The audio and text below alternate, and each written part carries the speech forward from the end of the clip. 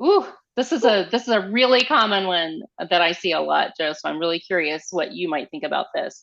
Um, Crate or in small room confinement during alone time for dogs.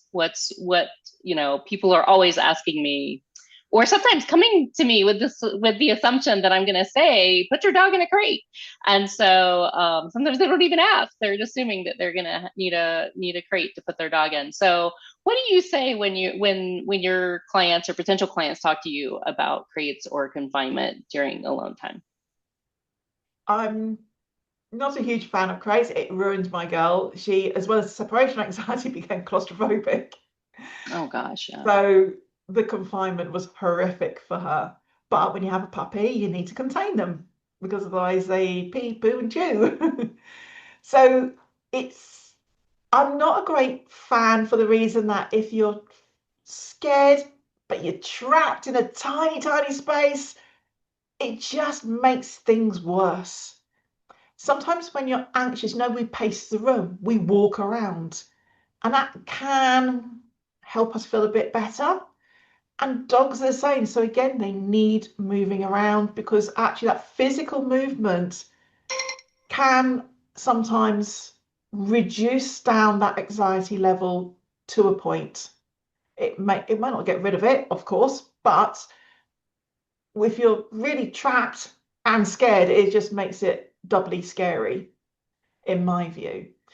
Crates have a place. Obviously, having a dog that's comfortable in a crate is great because if they go to the vets or something, brilliant. They're not going to have that level of anxiety at those kind of situations in those contexts. But crates are not for everybody, and I think it's almost like every dog is supposed to be a den animal, and dogs aren't. They're not den creatures. So a lot of them don't like to be in a crate with a towel over and it's black and it's probably stuffy in there. I always think, I'll let a bit of fresh air through. So actually having more space is better, but where the space is important because if they normally rest in like a big open plan kitchen diner, and then when you go out, you shove them in a utility room, that's not comfortable for them. That's not their natural resting place. Stair gates, exercise pens, barricading off certain bits of the room, shutting doors. May need to because you might want to protect some of the furniture. You might want to stop them going into the bedrooms or going upstairs. But having a little bit more freedom and actually letting a dog choose where to go so they can follow the sunbeams or go from a cold floor to a nice comfy floor. Then when they get too hot, they can move back to a cold patch again, allowing them the choice to move around where they want to go. And quite often they like to watch the door, and that's fine to begin with as long as they're not anxious. But sometimes they like to have a viewpoint of the door. It's like if you're around the house, they tend to be where they've got a really good viewpoint of everywhere where everyone is in the house.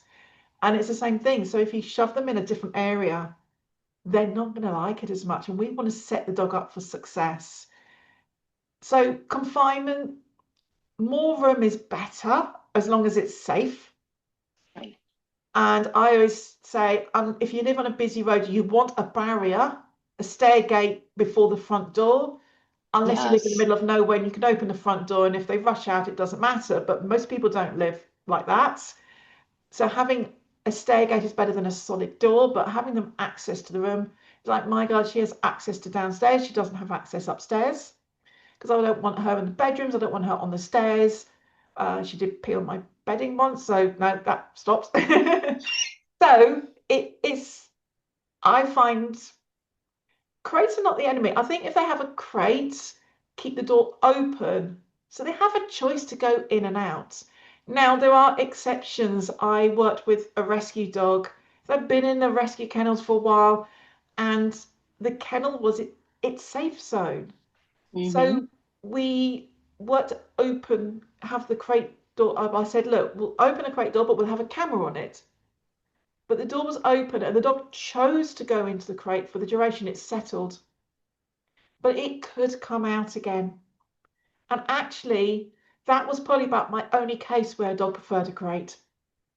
Out of all the dogs I worked with, but given the history, because it was an adult dog that had been in rescue for some time, Right.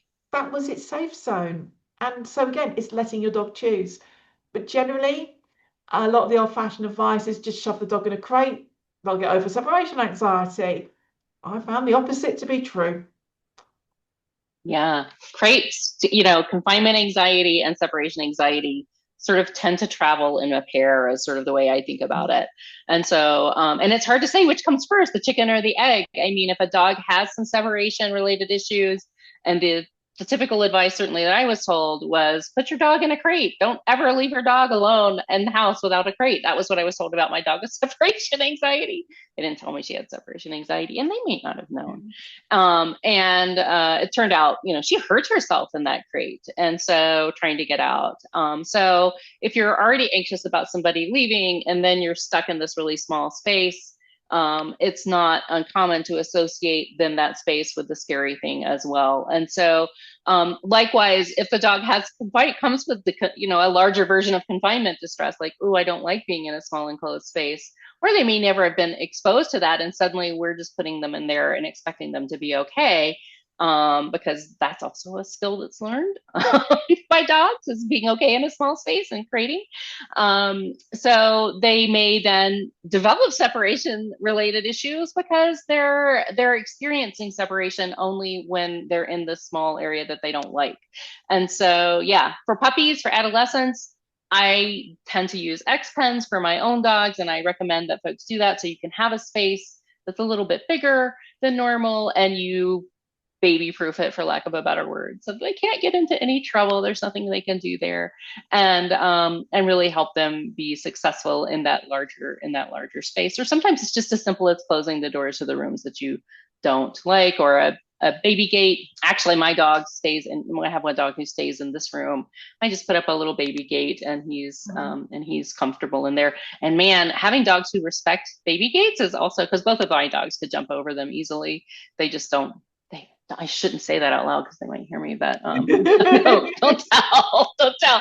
They've never figured it out because they've been in X pens and Yeah. since they were young. So I love those tools to help us keep our treasured items safe, our beds not peed on. But then a lot of people want to confine the dogs or crate them because they soil, they chew, they make a mess.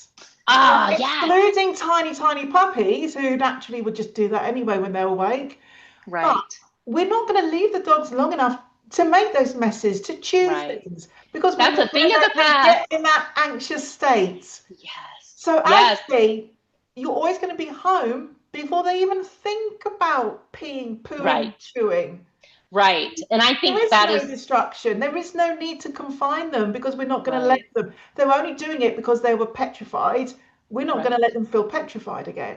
right. And We're so they yes, don't need the confinement. You can have the space because you're watching them on the camera. The training is gradual exposure. We're gradually building up their abilities.